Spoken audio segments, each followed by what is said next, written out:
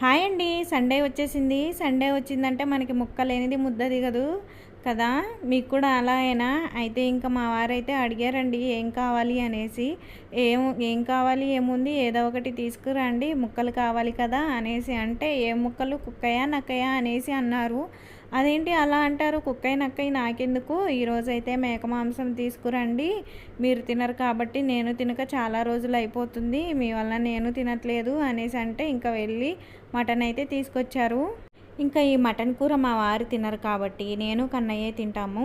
కాబట్టి దీంట్లో మంచిగా జీడిపప్పు, ఎండు కొబ్బరి మంచిగా పేస్ట్ చేసేసి, మంచిగా మసాలా పట్టించేసి, మటన్ ఉడికించేసి, కమ్మగా నాకు నచ్చినట్లుగా అయితే మటన్ కర్రీ వండుకున్నానండి.